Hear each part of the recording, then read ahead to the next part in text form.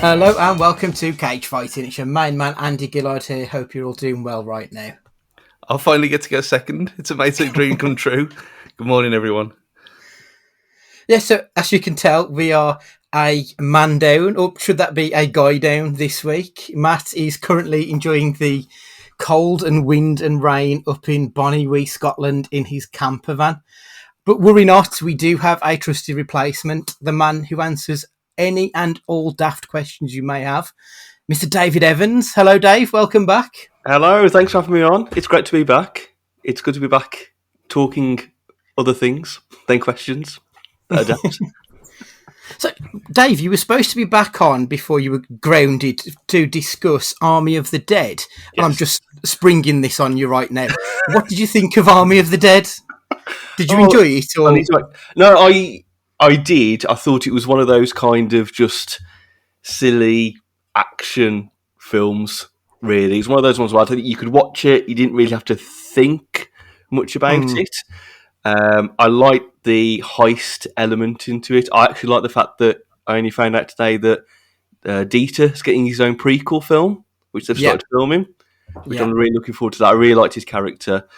The one thing that blew my mind, though, I'm sure you probably talked about it in the episode, which I messaged you about afterwards, is the who played the helicopter pilot. Yes, Tig Notaro. That not just her character, but how she was in the film. Yeah. And how never would have guessed. Incredible work that was. But yeah, I really enjoyed it. It was a nice film just to put on. You can go a bit brain dead with it and enjoy it. Wasn't challenging. No. Obviously, last week, Dave, we did our halftime review. So we talked about our favourite family, comedy, documentaries, thrillers. Was there any shows or films that you've seen between January and June this year that you think deserves highlighting? Yeah, so first one for me has got to be Bo Burnham's comedy special, Inside. It's easily one of the best things I've seen this year, if not for the last 2 or 3 years. I just think, I think firstly from a technical point of view, how he put that together, you could see he spent a shitload of money getting all that equipment into what was probably a quite small apartment. And just the creative mindset of how he edited that all together and knew what he was going to do for each song. And then on the comedy element, I just thought it was an incredible modern day view of the online world. Not just how people use that internet song that's a bit like a Panic at the Disco style song. Yeah, it's incredible. And the White Women of Instagram song. And the visuals for that, it's just incredible. And just I think how he takes the mick out of people who who do YouTube channels and podcasts and things like that. It's just, you kind of sit there and watch it, especially when you've been part of that world in different facets and go, yeah, that's exactly what it's like. And it's the fun and flaws of that world that you just got to embrace. Totally. I just thought that it was just incredible. Incredible insight into what's going on with our digital world at the minute. Funnily enough, I watched it again last night. I've probably watched it 4 or 5 times since it was released. And I never noticed it, but in the White Woman's Instagram, the whole video is shot with the ratio. The ratio of a phone screen. Yeah. And then, except for the part when the character that he's playing starts to talk about how much she misses her dead mom and all that, and it pans out into the normal screen and then goes back into the phone screen, separating the online persona with the actual persona. I thought that was genius. I hadn't thought of that actually.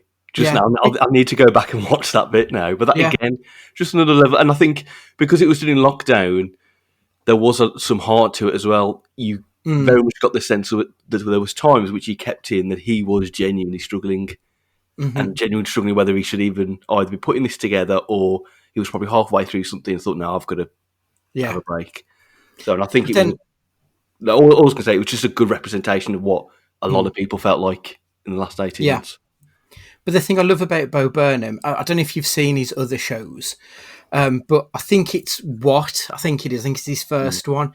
He does this thing where he's walking on stage and he knocks his bottle of water over. and then this song starts playing, which starts saying, "You think you did it as an accident, but it was on purpose. Art is a lie." And there's parts inside where you watch it, and you're thinking, "Is that performative or is that real?" You just don't know, Yeah. and that's what I love about Bo Burnham. Who have I never heard of this before? I've mentioned it a few times, Stu, in the group chat. I'll send you some links to some of his songs that they're really good. He's a musical comedian, Yeah. and they range from very, very deep and meaningful to something like Repeat Stuff, which is just a piss take of boy bands. Oh, excellent. So he's got a whole range of just excellence. He's No, Carry on, Dave, sorry, all I was going to say is I think there's about 2 or 3 different comedy specials on Netflix as well, which I never knew were there until I watched Inside. It's like, okay, I need to go check these out. But yeah, just incredibly talented person. And I was just like, why have I not discovered him before? Yeah, everyone needs an into Bo Burnham. He directed a film called Eighth Grade as well, which I think is well worth a watch. It's also another exploration of, this time it's about a young person and their online relationship. It's really, really interesting. I didn't realise he directed that. Yeah, wrote and directed it. Wow. Okay. I think He's ridiculous. I think I remember because I remember messaging you about it ages ago when I saw it. But yeah, okay. Another layer of why I like that film now. Then. Yeah, he's too talented to be only 30 years old. It's terrible. But yeah, brilliant. There's one from 2013 on Netflix as well. What? Yeah. So yeah, you've got What? Oh shit, I can't remember what the second one is. And then you've got Make Happy, yeah, and then you've got Inside. But he had a whole career before doing What? Like, I think he broke through when he was 18 or 19 in the YouTube world, just making silly songs in his bedroom. Oh, this is sadly covered now. Yeah. It's something you can dive deep into, and I think you'll get a lot out of it. So I think we'll start off with some news, and first off, it's a bit of sad news, unfortunately. One of the Hollywood immortals has finally shuffled off this mortal coil.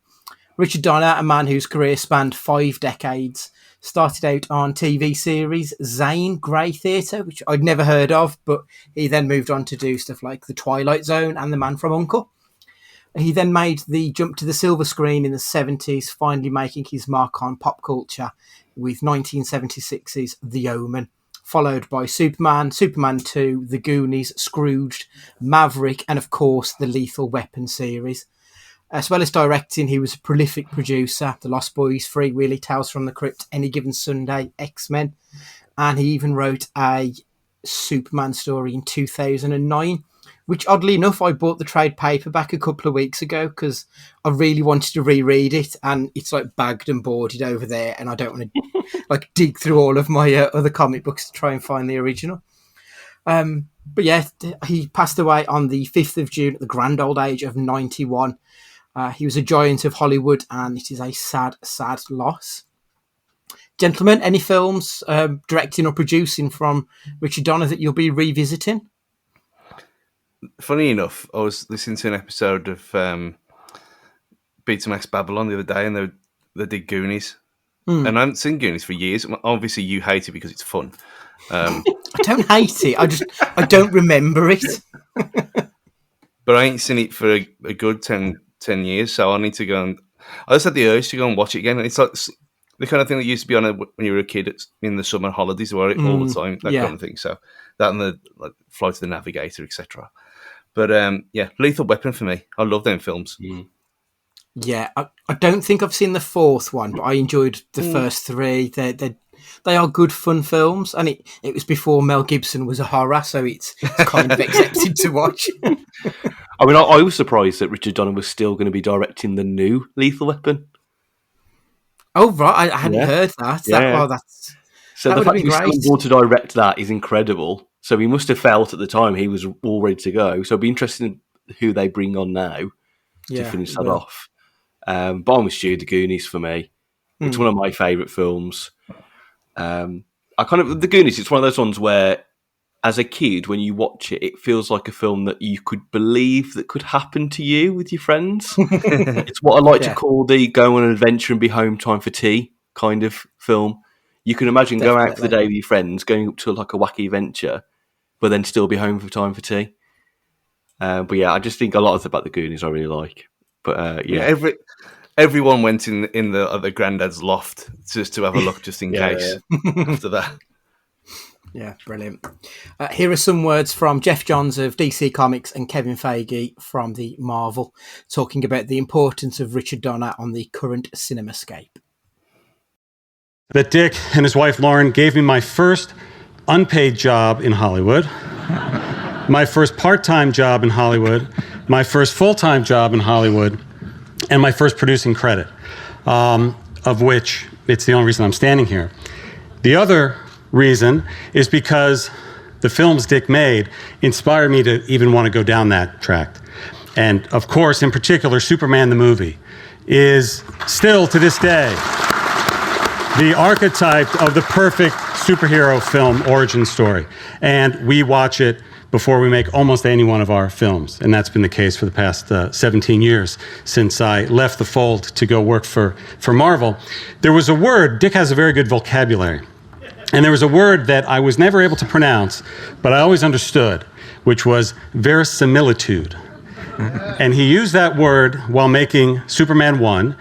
And I first learned that not because it's hanging above Dick's office, which it was for many years, but because I saw him talking about it in the ABC making of Superman special when I was a kid. And it basically means be truthful, honor the source material, believe in it, take it seriously. And that is what we strive to do. And Jon Favreau, on the very first Marvel Studios production, copied that and put it above his doorway. And the other thing that Dick did, and I'm so honored to be here and standing here with Kevin. It's just so wild and great. But the other thing that really inspired me about Superman is when I worked for Dick, I do everything. I would research hot tubs, planes, also gas his car up, which I'll talk about later, and I'd also go into this. He had this giant bathroom at Warner Brothers. It was basically a storage room. He just threw all sorts of trash in there, and I was like this creepy guy going through his trash, and I found this Superman script that was like 300 pages, and I pulled it out and I go, Dick, what is this? And he said, oh, that's the first script from Superman that they sent me. I couldn't believe it. And I read through it. Kevin and I looked at it, and they had a scene in it where Superman's looking for Lex Luthor, and he flew down, and there's a bald guy, and he turns around, it's Telly Savalas, and he's like, who loves you, baby? And I was like, this is crazy. And Dick said, and he's told the story a lot, how the Salkinds called him and said, we're going to give you $1 million to direct this movie. But it was really, as much as Dick likes money, I think, is really more about, he said, I could going to give me $1 million, but then I got this script and it was so terrible. He said, I have to save Superman. And he did. And that's why he took it, because he loved the character so much, this American icon, and he had so much passion for it. He said, I can't let this happen. And he made the greatest superhero film still ever. So, gents, we've had the first plot information to come out regarding Black Panther Wakanda Forever. The official plot synopsis has hit the dirt sheets. Both Wakanda and Atlantis are hidden civilizations with advanced technology and increased militaristic abilities that decide to separate themselves from the rest of the world for their own safety and, in a way, out of fear. Wakanda feared their technology would be abused. Atlantis feared that surface dwellers would come and desecrate a mythical city, just as they did so many years ago. And yet their fears escalate even further when these two once hidden nations clash with each other. Wakanda and Atlantis have a shockingly intertwined history. As the synopsis goes on further, Namor the Submariner gets a mention. Namor, his other name is Namor the First Mutant. So this could possibly be a way of bringing the X-Men into the world as well. It's quite interesting. I think it's going to open up a few doors. I'm a little bit surprised that Marvel are going with an Atlantis story, considering DC have already sort of stolen the march on that one. Obviously, it's very early days. Is there anyone in particular you'd like to see as Namor? I'm thinking like a vengeful monarch myself, someone who looks tough but also regal. Dave, any ideas? I'm going to be honest, I struggled with this one because I looked at Google kind of what Namor looks like, and then I was trying to think, right, who could I cast in that role? And I'll be honest with you, I struggled to think of someone either up and coming or established who could take on the role. I think I've seen somewhere that there is a rumor about somebody who was in one of the Narcos series on Netflix that's going for the role. But I'll pass this one to Stu because I've struggled particularly with this one. If it was 20 years ago, he'd be Steven Seagal, wouldn't he? Looking at the sheer size of him now, I mean, he's 3 times what he used to be. It's a bit awkward. I mean, in a way, Jason Momoa would be perfect for it, wouldn't he? But that's not going to happen. Of course, yeah. Could you imagine if Marvel were like, right, come over here, mate. Come on. I think they'll just go for someone completely unknown with this one because it's they don't really need to do the whole superstar thing anymore. So it's going to be someone in the background of Seasons of Anarchy, season 7 or whatever. Someone like that who's done a bit of work, but this is their big chance. The same with Dave. I can't think. You look at him and you think, I know someone like that, but then it's Jason Momoa. I mean, I thought if they were going to go with someone, a big name someone, I thought Riz Ahmed was the first name that sprang to my mind. Yeah. I think he's a really versatile actor who's great with comedy and drama. He can present himself, and he was so good in Sound of Metal earlier this year. But I'm not sure if he's ready himself to go into the franchise system or if he wants to still work on more, I say worthy films, but you know what I mean? Like proper cinema as opposed to popcorn movies, I think. And he's got that experience with comic books because he was in Venom as well as the bad guy. Of course he was, yeah. Of course he was. We've never really mentioned the Sandman news when that broke about a month back, but there's been some further Neil Gaiman news. Good Omens is getting a second season. You often find that when a TV show surpasses the source material, that it goes off the rails. Like I'm thinking Walking Dead and Game of Thrones, when they veered away from the source material, it was never quite as good. Obviously, the book was just the first season of Good Omens, but Neil Gaiman is going to be writing this as well. So I've got quite high hopes for this one. Are we happy to see the return of David Tennant and Michael Sheen for this one? Absolutely. Yeah. It was a very nice surprise that this came out and worked. That's when we did we talk about it at the time, or it might have just been before we started this, that anything with Tenanting is going to be excellent anyway, just because it is. Yeah. But having the two of them together, I mean, they did that thing on BBC through lockdown as well afterwards. Yeah, that was great. That was. Yeah. Whatever that was called. Is it staged? That rings a bell. So yeah, bring it on. As long as it's not like RoboCop: The Prime Directives kind of TV show nonsense compared to what it was before. As long as it sticks to the source material, but but as long as it's got the same vibe, then no problem.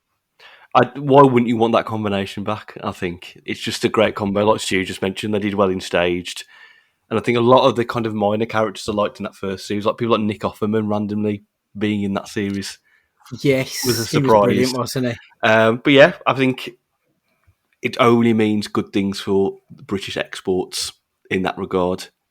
Yeah. So why not? Yeah, brilliant. I'm all for that. Yeah. Stu, remember our discussion a few weeks back about Fast and Furious approaching the end? Well, apparently there's going to be another spin-off, this time focusing on Cypher, Charlize Theron's character. Are you even a little bit interested in seeing that? She's the most boring. She's not, obviously, but that character's just a waste of time. It's got nothing to it, has it? So two-dimensional. I mean, what they're going to do? She's going to be moody for 2 hours on her own. Sat in a box. Yeah, exactly. I mean, it's not exactly found in, but she ain't really pushing the boat out, is she? And obviously that's the point. She's supposed to be a cold-hearted bitch, and it works for what she does, but I just don't see... Obviously, money is the point, but I just... Yeah. I got out of all after the shambles of Fast 9, I kind of lost a bit of luster for it. I think we need a bit of a break. I mean, they're talking that interview with Vin Diesel, talking about the Grand Tour guys, saying that electric cars is going to play a big part in Fast 10. Why? That's exactly not what we want. Yeah, it's the exact opposite, isn't it? I mean, personally, I want to film just about the Shaws, just about Helen Mirren and her two sons, and just, the nonsense that they bring, not Cypher, who they haven't fleshed out, and I don't particularly care about them fleshing her out. Dave, I never asked you, are you in on the Fast Worlds, or is this something that's passed you by? This is something that's passed me by. It's just nothing I've really ever got into. I can probably understand why they've got up to 9, because it is a show that has perhaps probably, and I'm choosing my words carefully here, evolved over time, and has obviously got a mass appeal to it. But I do wonder whether, in listening to what you guys said about the 9 film, whether it's just got past the legs that are in it now, if you know what I mean. I'm surprised that they're even considering doing a 10. Does it get to a point where if they do more, are people just going to get sick of it, despite the fact it will probably still rake in millions of dollars? I think it's just one of those series that perhaps they need to either give it a break or let it just now rest on 9 films and whatever so many spin-offs they're going to have now. Well, the last we heard was they'll be filming the 10th and 11th films back to back. 11? And it will end there. But it may be a case of the main series will end there, but we'll then get a Tej spin-off and a Cypher spin-off, and everybody gets their own spin-off. So it's just going to keep going, isn't it? I suppose as long as they keep making money, it will keep going. You may have mentioned this on the previous episode, but how do you guys feel about the touted, I think is it Fast 9 and Jurassic Park? Mash, is it mash? I think it's those two, isn't it? They've talked about mashing them together. Yeah, they have. Would you like to see that Vin Diesel trying to chase after a T-Rex rather than the other way around? The last one was so far out of the realms of possibility. A Jurassic Park crossover would probably bring it back down to earth somewhat, to be perfectly honest. It couldn't get any worse, though, that's the thing. So at this point, Fast 9 was basically just a live-action version of Hot Wheels. And it was, yeah. Hot Wheels play sets, I've got dinosaurs in them. So you can quite easily see someone driving a Bugatti Veyron down the tail of a T-Rex or something like that. After that film, it's more than possible. And do I want to see that? Hell yeah, of course. So bring it on. And speaking of two-dimensional characters that have probably outstayed their welcome, Transformers are back. It's a sequel this time to the Bumblebee movie. It is going to be Transformers Rise of the Beasts, and apparently it's going to be set in the 90s. After the shambles of the original series of films, do we think it's a good idea that they follow the X-Men route? So the X-Men had their original run of films, and then they just started doing out-of-continuity stories. So it's just telling a story rather than building a universe. Do we think that would be a good way here? Because you look at something like Rise of the Beasts, and we're looking at, instead of Optimus Prime, it's Optimus Primal who transforms into a gorilla. Mm-hmm. So they're changing it up quite a bit. Do we think that's the way to go, or do you just want to see more from this one specific universe? Any Transformers is good Transformers.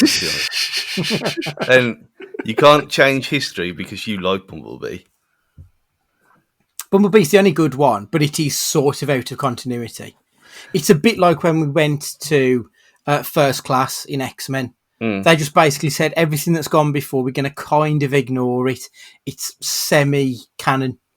I'm okay with that with Transformers and just let that go to one side. Yeah, I'm more than happy with doing it this way. We've had the kind of the continuity films, and it did again outstay its welcome with the last night. But Bumblebee worked, so if it's the same crew, same kind of setup, same kind of, again, bring the vibes, then yeah, good. And I think because Bumblebee was in general received well compared to the other films, this is probably why they're going to still carry on this timeline sequence because I think, oh, hang on, that did well, so we'll just do a sequel to that one, and this might do well, so we'll do a sequel to that one. I'm actually quite surprised, but pleased in a way of what I'm going to say, the human main lead in Anthony Ramos from Hamilton and In the Heights. That when I saw that news, I thought that kind of really threw me off. It didn't feel like a type of film that you would expect he would want to go into. Yeah, it's completely different, isn't it? It's a massive, perhaps, to get him more known to a wider audience now. It's probably a big step for him. And I remember watching Beast Wars as a kid. Didn't realise it was related to Transformers as a kid. And I loved Beast Wars as a kid. So, and there's probably a part of it as well where they've gone, right, what could we do for a Transformers movie that hasn't been done yet? Let's scroll through all the archives. Oh, Beasts, let's do that one. We haven't done that yet. So yeah, it's a good point. We haven't discussed much of the movie video game world for quite some time on this pod. There was a period of time where it seemed to be every week there was something new. But it's gone a bit quiet up until recently. Nintendo have added Chris Melandri to its board of directors. Apparently, he is the producer of Despicable Me and a CEO of the animation studio Illumination. So it looks as though Nintendo are going to take this jump into the movie business quite serious now. Obviously, Mario and Zelda are the big hitters. Any other Nintendo properties you'd quite like to see? Well, Mario film's confirmed, eh? yeah. Yeah. So, you presume that? I mean, Luigi's Mansion would be funny. Yes, that would be good. Yeah, definitely. I want a direct sequel to the 90s Super Mario Brothers film. With the original, well, as much as the original cast I can get. I was going to say, you'd struggle with Bob Hoskins, I think. Even if Bob Hoskins was still alive, in an interview, he literally said it's the absolute worst thing he's ever done, and he hates that film. Well, is Dennis Hopper dead as well? No, he's still with us, isn't he? No, he died 11 years ago. Oh, okay. Christ. Jeez. I thought it was recent. Yeah. 2010. Okay. Maybe not then. I just remember he was on a Gorillaz song on the Demon Days album. So there you go. Luigi's the only one left anyway. Yeah. Yeah. Nintendo-wise, there's probably a couple for Luigi's Mansion, or for that one. I'd love to see a version of that. I was a big fan of Star Fox as a kid, and Lilac Wars on the N64. That kind of space opera film with animals would be quite good. And somehow doing Donkey Kong. Yeah, it's got to be done, hasn't it, at some point? I mean, if they're getting the Illumination involved in it, or someone who's got contacts in that world, it is prime for a Toy Story-esque looking, bigger than life, and I think that'd be perfect for a proper 3D rendering animated film. And they dipped their toes in the water. Sorry, I was going to say they dipped their toes in the water with the Detective Pikachu. And that was a good. I really enjoyed that. It was a good success. So they've probably looked at it and gone, right, we've got over the line now. We can explore this a bit more. As the Scott Pilgrim lover in me, I would very much like to see a Clash at Demon Head film. I think they could go proper over-the-top 80s style action about a man trying to stop a bomb from blowing up the entire world, only to find out that it's of alien origins. Like proper big, bombastic, dumb as rocks. I think Clash at Demon Head film or TV series could be really good fun. And I think we'll round off the news with a bit of Tarantino news. It's a bit of a weird old week for QT. He was appearing on Joe Rogan's podcast, and he was asked about the criticism of his representation of Bruce Lee. And Quentin said, critics can go suck a dick. I mean, I like Tarantino's films, but he's such a whiny little bitch about these things. Like when Martin Bashir asked him a question, and he threw his toys out of the pram. And look, he does have a problem with writing female characters and the voice that he gives to anyone who's of colour. Like, they all become a stereotype and just say motherfucker all the time because apparently that's what black people do in his world. Like, he's an interesting director, but there is an argument to the accusations that are levelled at him about racial insensitivity and some of his outright piss poor direction of women. Like, it's just a bit of a go fuck yourself at times. I'm not a huge fan of some elements of him. He did say that Bruce Lee's daughter, Shannon, is entitled to her opinion at least. So he's not completely dismissing her not being happy with it. She did write an op-ed in the Hollywood Reporter, which is well worth reading. He also spoke about an idea for doing Kill Bill 3 with Maya Hawke, who is Robin from Stranger Things Season 3, who I didn't realise is Ethan Hawke and Uma Thurman's daughter. Yeah. I didn't realise that till yesterday. And the story's going to be that it's going to be the bride and her daughter, played by Maya Hawke, on the run. And he's also said that his final film could very well be a Reservoir Dogs reboot. Would we like to see either of those films, Kill Bill 3 or a reboot to Reservoir Dogs? Any interest in that? Or do you want something new and fresh? Kill Bill 3, absolutely. Reservoir Dogs, leave the hell alone. Yeah, definitely. Yeah, completely agree with both points there. I think with Kill Bill 3, it would almost be like a nice rounding off of his arc of doing films, finishing maybe a story. But like with Reservoir Dogs, I don't see the need to make a reboot. Just leave it as it is. I mean, he's spoken sometimes that he's going to do 10 films, and I think his next one would be his 10th, if I remember correctly. So I don't know if he would be thinking a sequel doesn't count and maybe a reboot doesn't count. I don't know if he's just like trying to play with the rules a little bit. Because finding loopholes to his own rules. Yeah, because Kill Bill Volume 1 and Volume 2 is one film in his world. So I'm sure he can find an excuse to do whatever he wants, really. So that's the news done. We have had a few listener questions in. A friend of mine, Ashley Lees, he wanted to know, with the cornucopia of sports currently available, what is your favourite and least favourite sporting films? He's given his answers. Senna is his favourite and Wimbledon is his least favourite. He also said that Chariots of Fire is probably one of the most overrated of the genre. Stu, a favourite and a non-favourite of yours? You got to link back to our other podcasts and go and watch our football films in review.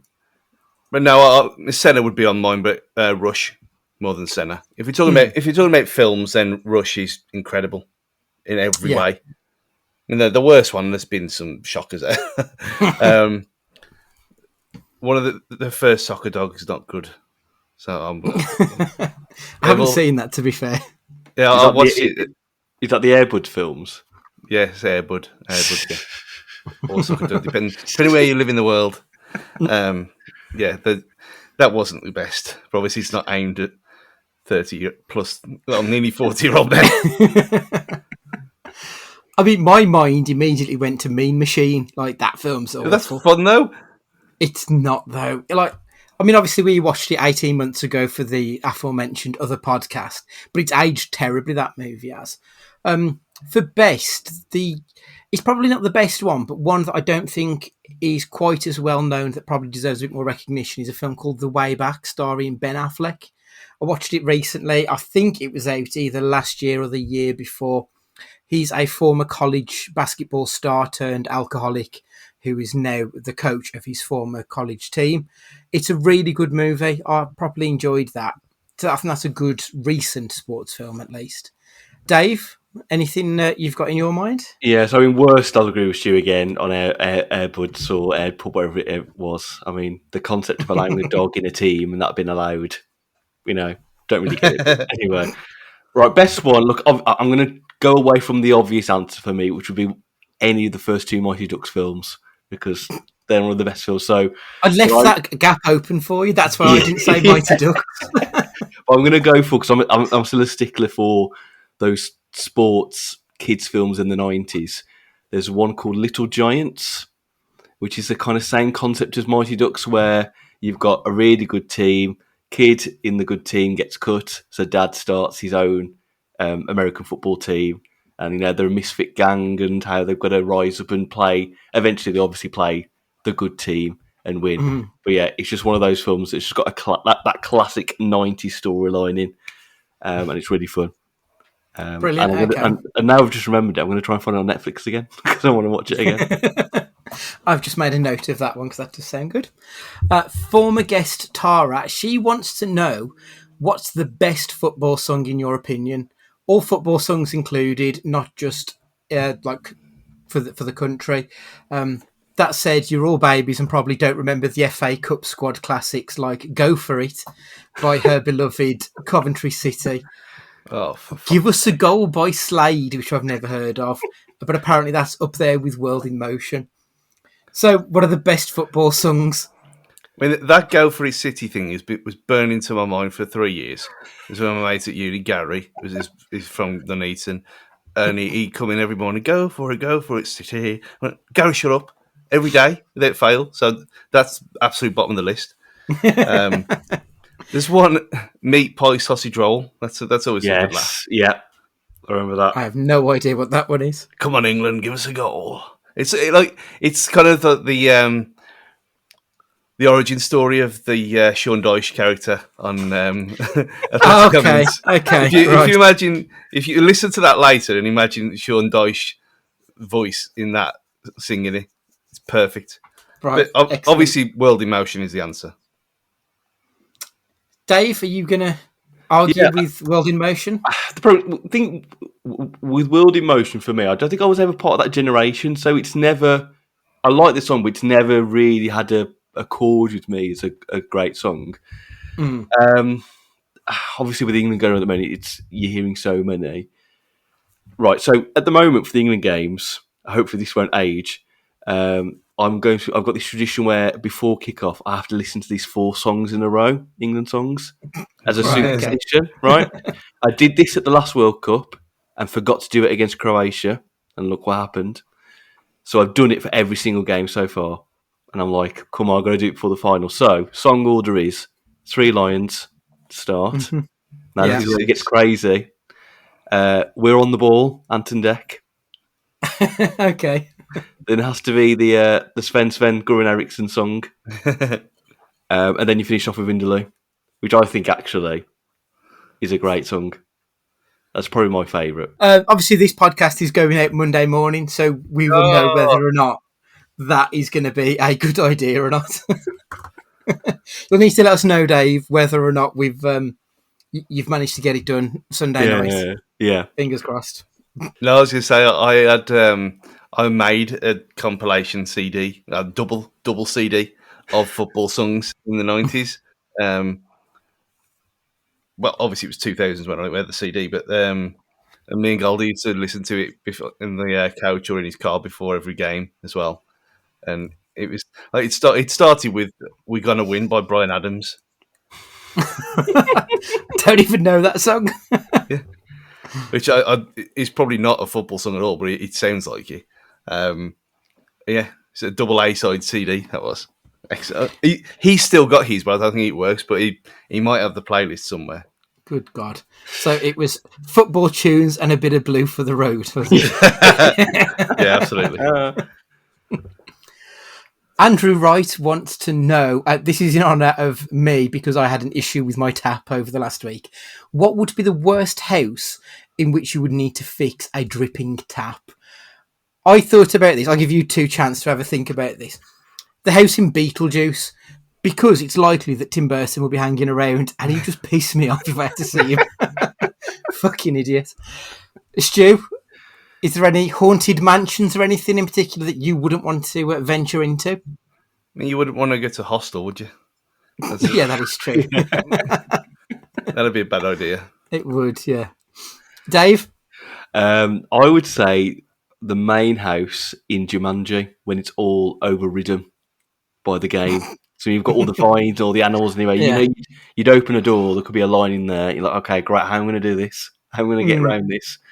So yeah, Jumanji, that'll be a difficult one. But if you think about it as well, if you went to fix a dripping tap in the Saw house, like that would completely ruin the first film. You're like, oh, there's the key, mate, you're fine. Scanos shall rule. Matt Cunnington, he wants to know if you had the power to go back and fix one film that you consider broken, which would it be and why? Again, I'll give you a bit of thinking time. Broken, I don't know if broken's the right word, but I don't know if either of you two have seen Blair Witch 2, Book of Secrets. It had the potential to be quite an interesting meta exploration of film and the horror genre.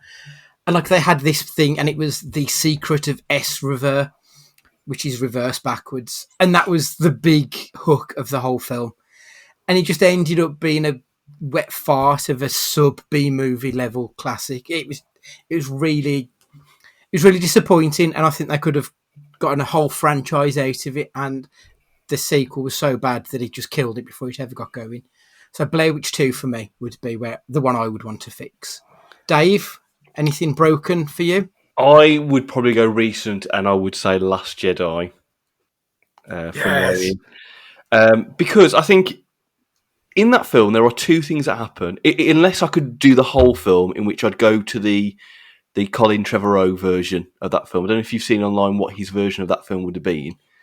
No. But I think there's a couple of YouTube videos that go through the storyline, and it seems like a really good film. And you're thinking, why did they get rid of him to do that?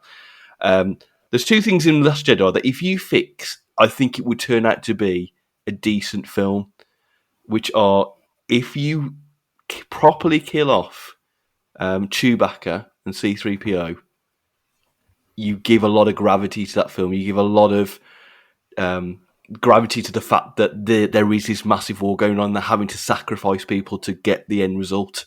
And I feel like because they bring them back, it's a bit of a cop-out and kind of detracts from the battle that's going on between the rebellion, it's not the rebellion, resistance and the First Order, and it therefore makes it a bit of a cheap film. I think if you fix those two bits, I think you might end up with at least a decentish film.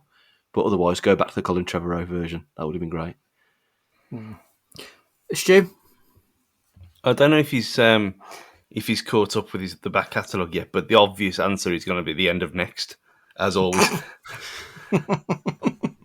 Because if we're going back in time already, then we could go back in time and fix the time issues in that film. And how none of it really makes any sense at all. Because the actual concept and part of it, like we talked about many times, was fun. Yeah, I've never been so angry in my entire life. So. Even like a full year later, he's still fuming. Yeah, I mean, it been in this. We've already dated it that we were recording this the day after we managed to get to the first final in 55 years, and I am quite tender today. And so thinking about Next is just not the best idea in the world. A future guest of ours, Tom Kearney. You get to make a new Superman film. Which comic book arc, if any, would you choose to base it on? Who would you have directing, and who is your lead actor? Dave? Ooh, okay. So I don't know that many Superman arcs, but I remember hearing a suggestion a while ago of somebody saying they'd like to see a Superman film where you actually put Superman on another planet filled with like beings or creatures that are twice as strong as Superman. So he's going into it as the underdog, almost like slightly like a kind of Planet Hulk kind of scenario, or like what was that film, the Disney film that flopped, that was set on Mars, where the Victorian man goes through? John Carter. Yeah, that one. That kind of scenario where he turns up and he has to kind of fight back and be the underdog in that kind of scenario. That's a kind of storyline I'd like to see. And then attach James Gunn to that, and I think you've got a film. Yeah, and James then James Gunn sorts everything. Yeah, exactly. And then let's actually put Nick Cage as Superman. Let's actually get Nick Cage Superman we all wanted. Brilliant. The story that I think you're thinking of is called Warworld. Okay. Yes. Okay. Yeah, I think that's the one. Yeah. There is a Justice League Unlimited, I think, or is it? It might be Superman the Animated Series episodes about it. It's really, really good. Stu, storyline, actor, director, what have you got? I want to see the Russian Tale at last. Okay, yeah. Always forget the name of it. Last Sun? Is it Last Sun? Is it Last Sun, Red Sun? No, Red Sun. Sorry, Red Sun, Black Sun, something Sun anyway. But directed by Jordan Peele. Brilliant choice. Yes. Yeah, Yes. excellent. Who would you And- have in the suit? Who the guy from the first Peele film that we watched? Oh, yeah, Daniel Kaluuya. Yeah, Oh, I love Daniel Kaluuya. Mm-hmm. I'd be all up for that, to be fair. Yeah. Yeah, definitely. My choice, I've gone with a series called Kingdom Come. Kingdom Come is set in the future, and basically there is a new anti-hero that comes along. The Joker I think he kills Lois Lane, and rather than killing the Joker in retaliation, Superman tries to arrest him, but this new anti-hero just kills him. And the people start to side with the new guy who just murders people rather than brings them to justice. So Superman decides to retire. Eventually, he then has to come out of retirement to rein in the powers of this new guy. I would really like to see that story, this exploration of a man who is all powerful, who no longer feels welcome in the world and is thinking about retirement. I would want someone like John Hamm to play Superman, someone who's a little bit older. Yeah. And I'm thinking maybe David Fincher as the director, because I think he's very good at human stories. So I think David Fincher would be the one for me. so that's two really dark as fuck things as well for Superman. We're sick of the noiseness now. We want even darker than the Snyderverse. But he is the ray of light in the world of darkness. So I think that's why I'd want him like that. Everything else is dark around him, but he comes through and shows that his ways are still the best. And finally, long-term listener, first-time tweeter, Matt Guy asks, considering that he's been in a whiskey distillery tour at 10 a.m. with no breakfast, which bar or pub from any film would you like to visit the most? Ooh. Stu? Oh God, this is too hard, especially for me. You know what? The bar in Superman 2 to keep it on topic, just to see him get punched in the face and see what happens. Good choice. Dave, where would you want to go for a drink? The name for some reason slipped my mind, but the pub in the main pub they talk about in Shaun of the Dead, The Winchester. Winchester. That's it. Yeah. Just so you could do the GIF to no one. You could pretend to do it to camera, but it's to no one. Of course. Because every time you had a pint, you would have to do it, wouldn't you? Yes. Yeah. It's got to be the Winchester or that wretched hive of scum and villainy, the Cantina Bar from Star Wars. One or the other. So we'll move on now. It is Hot Take Corner. About a month or so ago, a Guardian journalist did a retrospective of Shrek on its 20th anniversary. He called it unfunny and overrated low. Oh, sorry, an unfunny and overrated low for blockbuster animation. Is this right? Where do you think Shrek sits in the DreamWorks oeuvre or within animation as a whole? Dave, what do you think of his opinion? I don't think I'd go as far as what he has said. I think perhaps over time now, it probably certain aspects don't seem as funny, but at the time, it was a great film. I think it felt humor-wise. I think it did different things that a lot of animations hadn't done, and was probably had a lot more hidden adult jokes in it that everyone could appreciate. And I remember as a kid watching it, not only appreciating the wrestling scene in there, but how they actually got it quite right. In a lot of ways, a lot of the moves that Shrek did was accurate. Even people in the crowd shouted, "Hit him with the chair!" And I remember as a kid going, "They're getting this right. They're talking about wrestling. They're getting this right."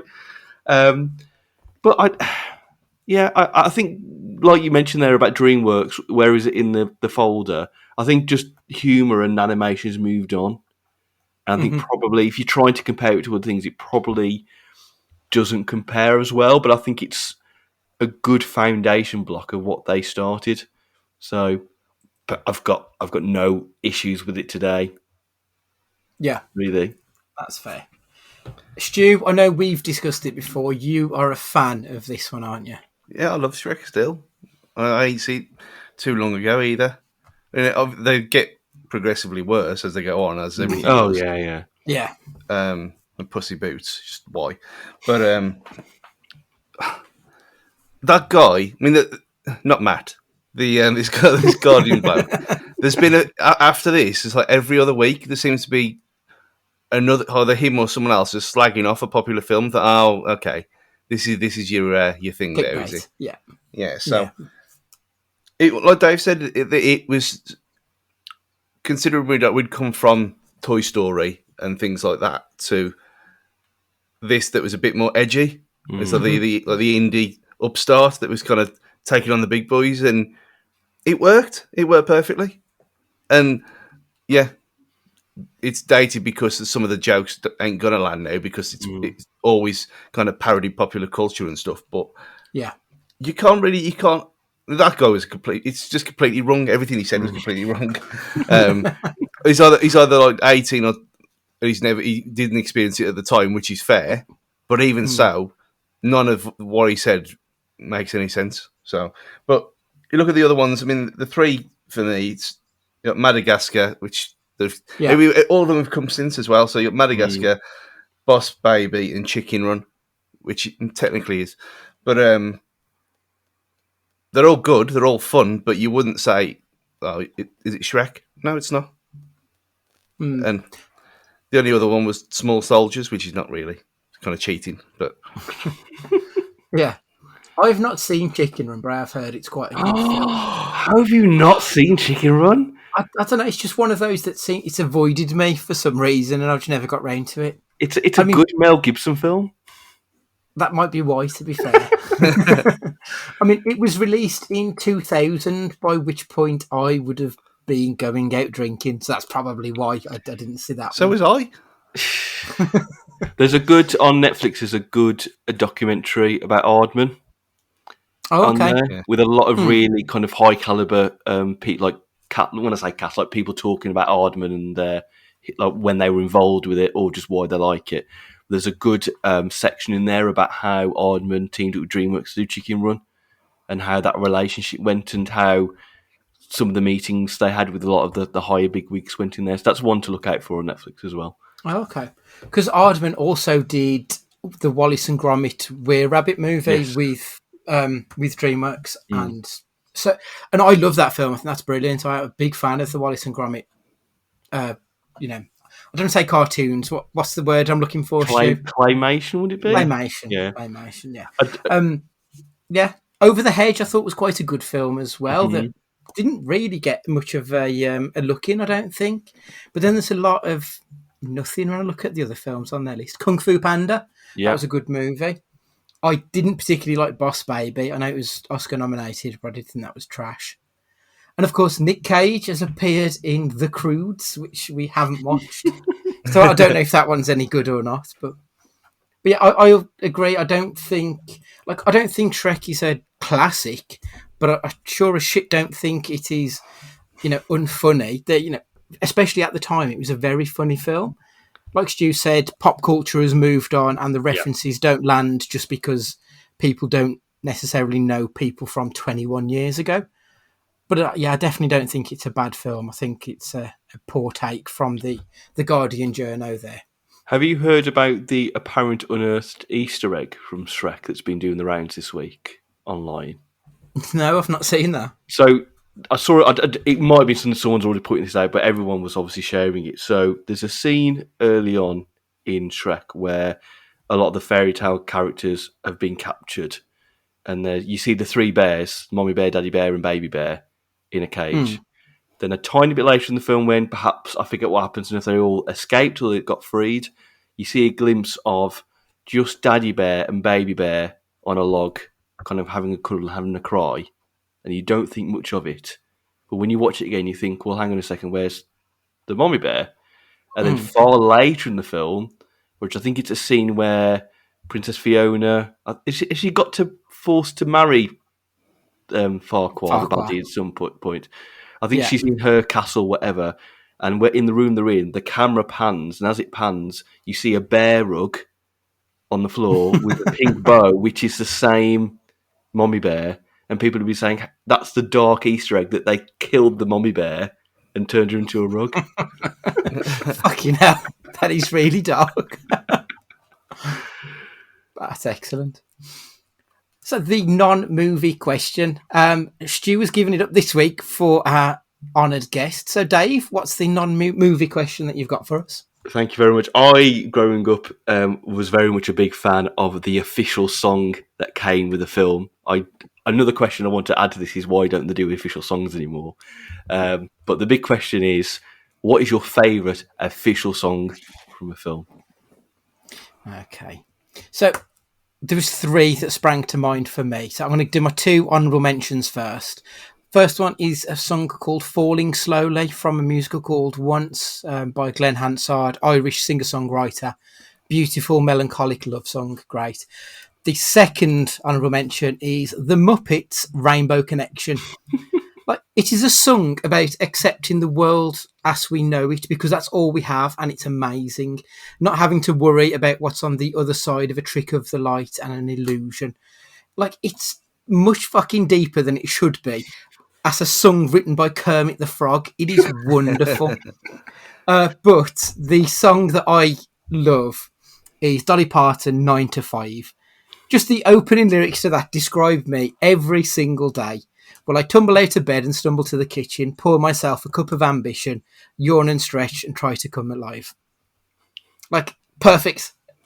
So yeah, Dolly Parton, 9 to 5, 100% belter. Stu?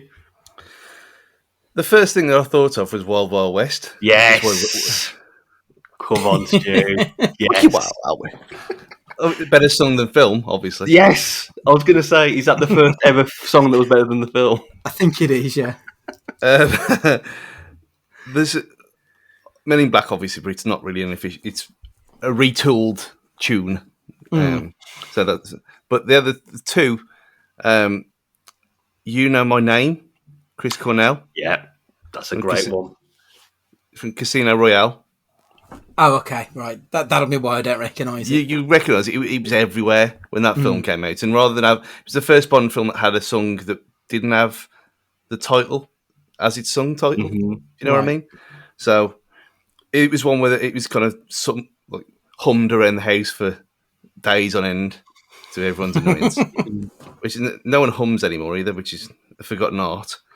But yeah, my winner was for the Four Tops, Loco in Acapulco. It's a fucking belter of a song, to be fair. It is.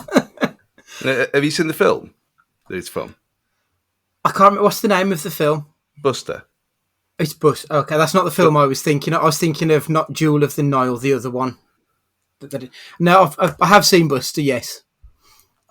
I'd got the wrong film there, yeah. Jewel of the... Oh, you mean Romance in the Stone? Are you thinking of that one? That's the one. That's the one I was thinking it was from. No, it was written for Buster. Oh, okay. Yeah, I have seen Buster, yeah. Good film, actually. Well, yeah. I mean, it's been a long time since I've seen it, but it was a good film when I watched it. Well, Phil Collins is remarkably good. Yeah, like he shouldn't be. He should be terrible, but he manages to hold it together somehow. Dave, what was your answer? Well, Men in Black was going to be my obvious one. I just love that song.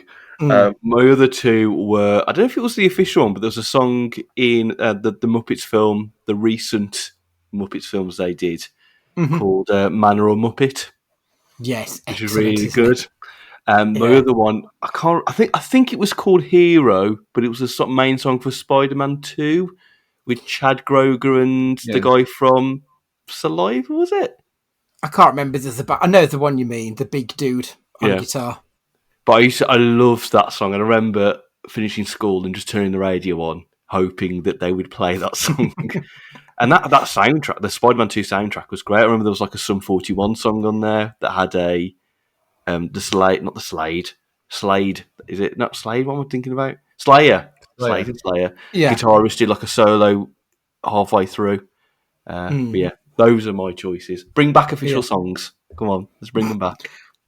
And I will answer for Matt, because I'm 100% sure if he was here, he would say, take a look around, Limp Bizkit, Mission Impossible. Yes. Like, without a shadow of a doubt, that is going to be his choice. Mission Impossible 2, to be correct. Yeah. Is it the second one? I can't remember. It's been that long. I just remember it being everywhere that summer. It's just unavoidable.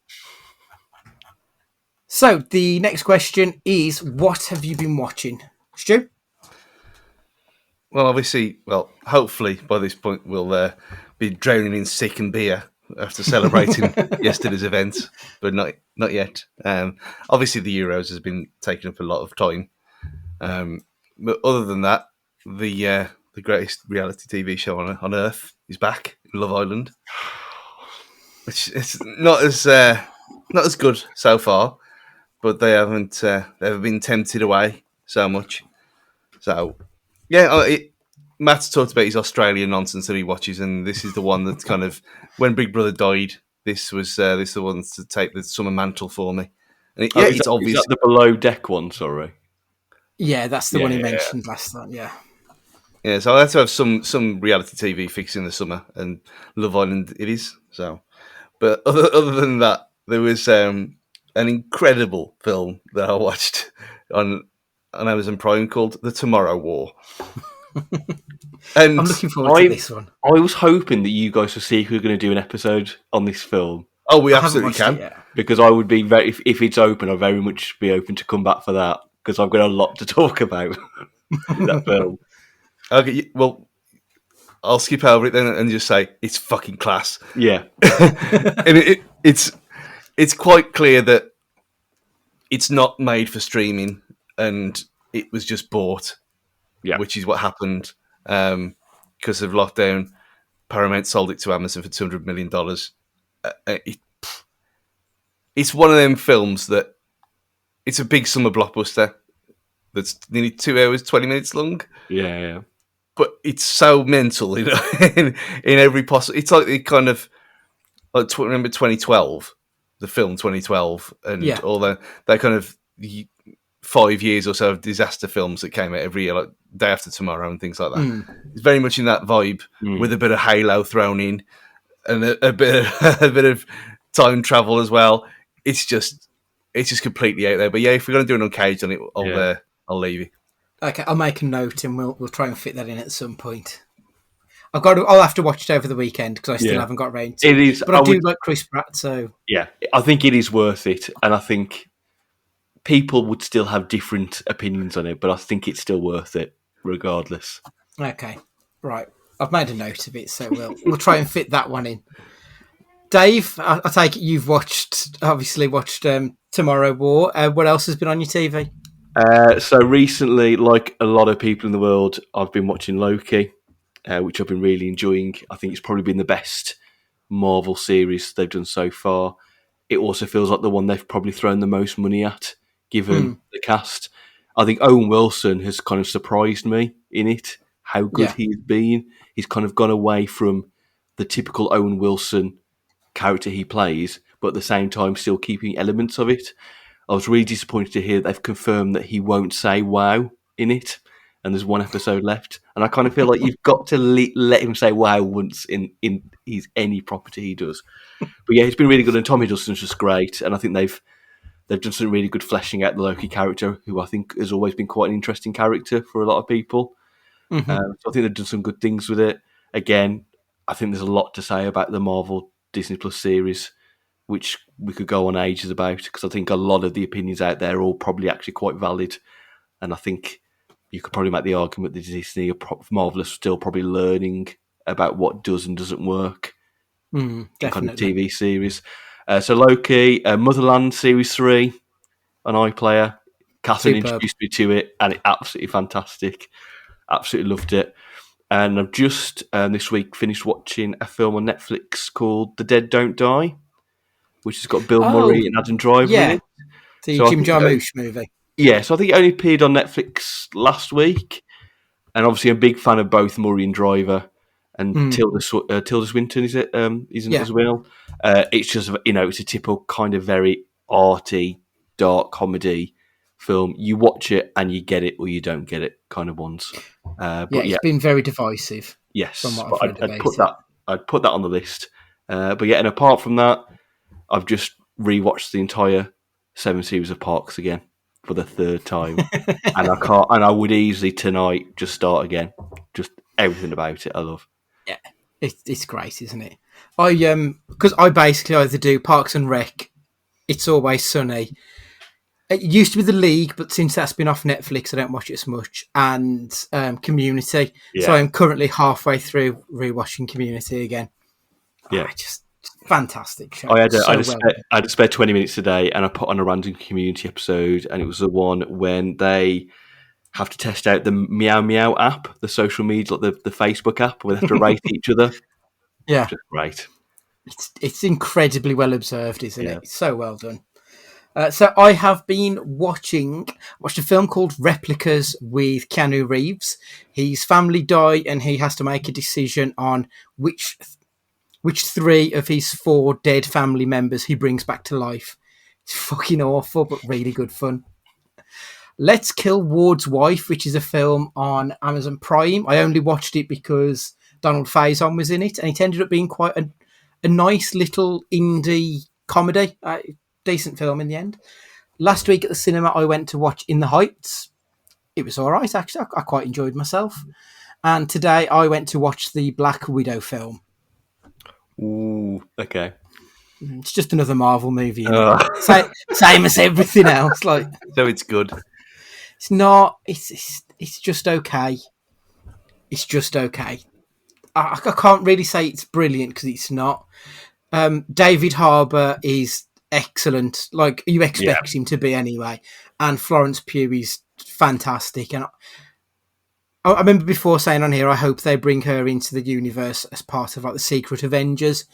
And I still hope that they do that because I thought she was excellent. She was the best thing in the whole film. She was really, really good. Yeah, I mean, I would not be surprised if they brought her in. I saw an interview with Kevin Feige the other day where they kind of got asked this question, and he kind of hinted at kind of other characters within that film will come into other properties eventually. Mm-hmm. Yeah, saying nothing. So yeah, that's what I've been watching anyway. So we'll move on to the next question, which is yours, please, Stu. So this came about because Matt, for some weird reason, scaring the charity shops again, and bought a VHS of Face Off. And I was thinking, why do people do this anyway now? But has VHS ever been good? Is it good? Okay. Like the question's difficult because good is, I don't know, it's not maybe not the right word because the quality was average realistically. But when we had nothing else, it was great. Like I had a shitload of videos back in the day. I mean, you can see there's a shitload of DVDs back there. But with a video, you got to watch films that you would either have to wait forever and a day for the off chance that it might come onto Sky Movies. And it was there available to you immediately. You could rewind it, you could pause it. You had an experience in your home that you just wouldn't be able to have without it. Like it did revolutionise cinema, generally speaking. And also, I remember when when we first moved over to DVDs, whenever you press stop, it would go back to the beginning. It wouldn't stop where the film was. You never had that with a video. Like you press stop and it was there where you left it. You didn't have to scan through it to try and find the part that you got to. I think it So also I was a fan of videos, definitely. I think it also revolutionised recording as well, being able to record something on a blank VHS cassette. Yeah. And something that never got me, because on videos, you could set the video to short record or long record. Mm. And who wouldn't set it to long record? Who wouldn't get 3 extra hours of stuff on a video? did it change the quality of the what you watched? Apparently. But yeah, I remember as a kid, like when there was like a WrestleMania pay-per-view, having to bring my tiny telly from my room downstairs, my dad having to hook it up to the telly so we could set the timer to record it on my video, my blank video we bought. And I remember as well, you used to be able to copy video to video as well. So I remember getting like some pirate of the Teenage Mutant Ninja Turtles film. I don't know how we managed to get this, and it was set up in the living room with 2 VCRs, one recording the other one, and brilliant. You used to get that thing on video as well, where if you recorded something off the telly, sometimes you'd have like a weird strip that would appear Yeah. halfway through the recording. But yeah, I never personally had an issue with videos. Stu, I kind of get the impression you may have had some kind of issue with video. It was just never good enough. And I think it's probably because it comes across quite spoiled, really. But we had, through Telewest, which turned into Virgin, we had Sky Movies or Sky Cinema or whatever it was called back then. So the quality of that was, I mean, you're still talking pre-HD for a lot of it, but the quality was infinitely better through there than watching it on the video. And I think I probably had four films ever on video that I bought natively for this reason, because like the tracking marks and stuff, and it just annoyed the head of me. I don't know why, and it was useful for recording stuff. I mean, I in the end ended up with one of them, the VHS recorders that had Video Plus, so you only had to type a code into it that they're printed in the TV guide at the weekend. Yeah. So in the end, it was putting that on long play, even though you knew it was almost unwatchable. But it set the week's worth. I go into the TV guide and circle each thing that I wanted to watch, and then later on in the day, go back and program it all in for the week. And most of it was like Channel 4 documentaries on circumcisions and stuff like that. But there was one Under the Knife with Miss Evans, which showed a sex change operation, and that was I remember that. Yeah, I do remember that. Yeah, that was amazing. But that was again one of them things. But I never got the whole. I mean, people having massive collections of them when the quality was not as good as it then turned into with DVD. It just never appealed to me at all. And even when we rent them, I'd ask how long that copy had been out on the shelf for, because if it wasn't brand new or only like a week old, it'd deteriorate because it was tape, and that's what tape does. So maybe it's just me trying to be picture snobby again, but yeah, for me it was a necessity that thankfully ended. Yeah, the quality was never there, but we are looking at it. Like, I mean, it's been a dead format for 15 years now. So the last one was 2006. So we have moved on massively to where we were, but I mean, I don't know if you've seen the documentary, The Last Blockbuster. I don't know if it's just on the American Netflix currently, but that's worth checking out if you've not seen it. And I love the fact that you were able to just watch films or TV shows. They would often be showed for that season once and then never again. Like, it would have to wait several years to get the rerun of a TV show of maybe the first season if they're on season 6 now. Like, you'd have to be quite lucky to try and find the originals. But with video, it was there for you there and then. So it changed the world of film and TV, I think, personally.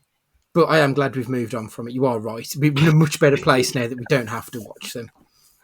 Just for the fact that, like, one single video would take up the space of 3 DVDs. So, we are definitely better off in those terms. I feel that Stu's actually from the future, and he knew 4K. He knew 4K was coming when videos were there, and he was just frustrated, going, "Oh, when can 4K just be here?" As soon as I buy that first 4K Blu-ray, I know it's going to be over. So I think I'm just waiting until I upgrade my projector to 4K, and when that happens, that's when I have to buy everything again. Yeah, annoyingly, I keep thinking I need to buy the Zack Snyder Justice League just for the 4K, just to watch 4K film on the PlayStation. I don't particularly want to, but I feel like I have to. It's got to that point now where it needs to be something like that, I think, to experience it. Actually, yeah, that might be a bad show because it's special and it doesn't. Yeah, I think that's the one. There we are. I think it is. Especially if and when it does the black and white version, because I still haven't seen the black and white or chrome version, whatever they want to call it. So yeah, I wouldn't mind seeing that version of it. Next question is yours, please, Dave. Okay, so we're talking about time travel on this one. This has been inspired by Loki and the Tomorrow War as well. So you can kind of interpret this question how you want to, really, but I'm looking for the best and worst forms of time travel. This can either be what makes the most sense or the least sense of time travel in a film, or it could be what's the best kind of mode or worst mode of transportation that you would take for time travel. You can answer either version that you want.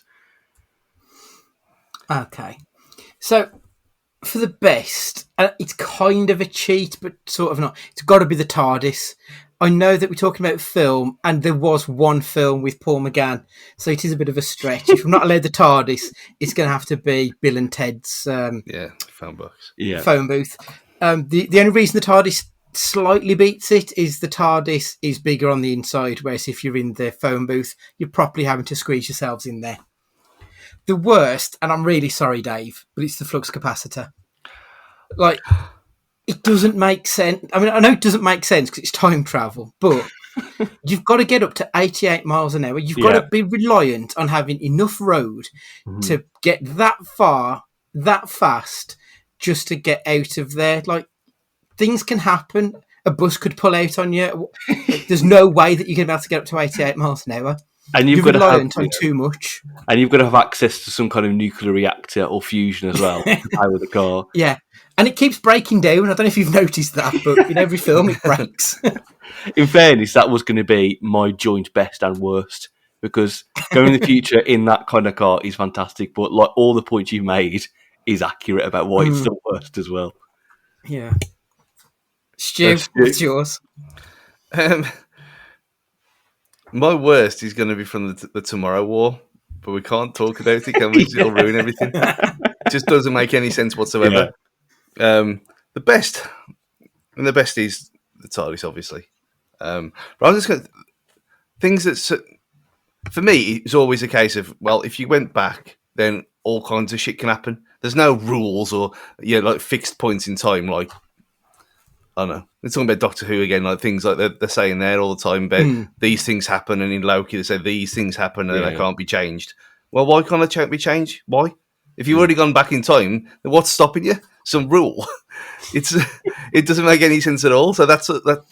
It's always a kind of suspension of disbelief when they bring that kind of shit out. So for me, if you're going back in time, then it's open floor. Do what you want. That's fair. I also thought, I don't know if this is another TV one, but the quantum leap. Like, you're so reliant on... Like, he has no choice over where he's going. He's reliant on Ziggy sending him to the right place. And then the poor fucker doesn't know where he is, what year it is, or how he's going to get on to the next one. Like, it sounds like a living nightmare, that one does. I don't know if either of you two have seen The Time Traveller's Wife. Yeah. Like... Obviously, the end of that film, that's a really bad experience of time travel. I don't want to spoil it for people. Apparently, they're making a HBO TV series with Stephen Moffat writing it. Yeah. So that should be quite good, because the film was a massive disappointment on the book. But yeah. So, for me, my question is, in honour of Matt not being here this week, I want to know who is your favourite Scottish actor that isn't Ewan McGregor, and a film in which they used their actual Scottish accent, and it can't be Train Spotting either. So Dave, a Scot and a Scottish accent. Right, I'm going to put a question out here, because I always feel it's not a kind of Scottish version. Are we counting Sean Connery when he's in Hollywood films? Because sometimes I feel like he's doing a version of a Scottish accent. It's a Scottish accent. Like, he can be trying to do an American, but it's still a Scottish accent. Because I would say him in Indiana Jones and the Holy Grail, is it the third one? Him in that Last Crusade. Is it Last Crusade, that's it. Yeah. It's great, just because I love the way he says Junior.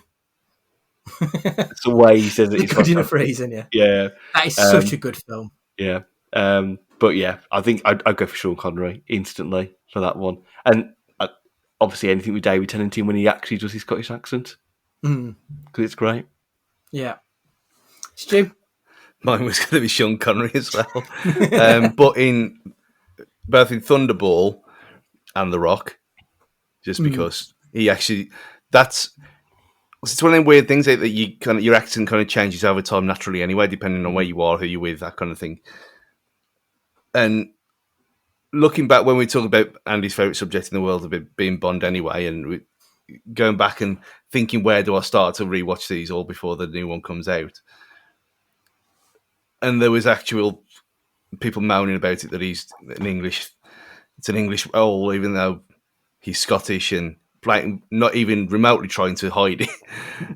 That Ian Fleming wrote, kind of retrofitted the story back to have Bond's dad being Scottish to accommodate it. Oh, right, okay. So if that's going to happen, then Sean Connery has to win, as usual. I saw the trailer for the new Bond film today when I went to see Black Widow. I've got to say, it actually looked quite interesting, the new Bond film did. I mean, I've no interest in going back and watching the other ones, and it does feel like they all sort of link into this one, but I'd be tempted to watch this, but I'm not sitting through the others. No I think chance. Skyfall and Spectre are fine. I've seen... Is Skyfall the one that ends in the house in Scotland? Yes. That's a good I've film. seen that one. I didn't like it. I thought it was shit. I really hated it. So just watch Spectre then there you go. Okay, and which one's Spectre? Is that the one with Dave Bautista? I think so, yes. Yeah, okay. Yeah. I might give that a go because I do like Big Dave, to be fair. I think with the new Bond film, two reasons for me. One, because we've been waiting for it for so long. I just want to now see whether it was any good in the first place. But because they brought on Phoebe Waller-Bridge to do revise the script, is a big reason for me, because I'm a big fan of hers with Fleabag, and I don't know, did you ever watch Crashing as well? I did, yeah. I really enjoyed that. So, and I'm also intrigued to see what she's going to be like in Indiana Jones as well. Yeah, and what? Because I know she's doing something with Donald Glover as well. Yes, Mr. and Mrs. Smith. Community. Yeah, I'm really looking forward to that, just because I love him as well. I think he's a exceptional talent. So yeah, I'm quite looking forward to that. My Scottish answers, I've obviously got two. I've got a actor and an actress. The actor is Peter Capaldi. The film I'm going for is In the Loop, where he plays his famous Malcolm Tucker character. I just think there is no one as inventive with his swearing as Malcolm Tucker, and it is genuinely fucking hilarious. Like, I love Armando Iannucci's work as a writer and a director, and this is like the perfect storm for him, is In the Loop. So yeah, Peter Capaldi in The Loop for me. And I've gone for another Doctor Who alum in Karen Gillan. And there's a film she did, which she wrote and directed and starred in a movie called The Party's Just Begun. And it's a movie about someone who's lost their best friend and how she's trying to get her life back on track. For a directorial debut, she did a fantastic job. It's really heartfelt and kind of heart-wrenching at the same time. Really well done. So, Karen Gillan, Party's Just Beginning for me.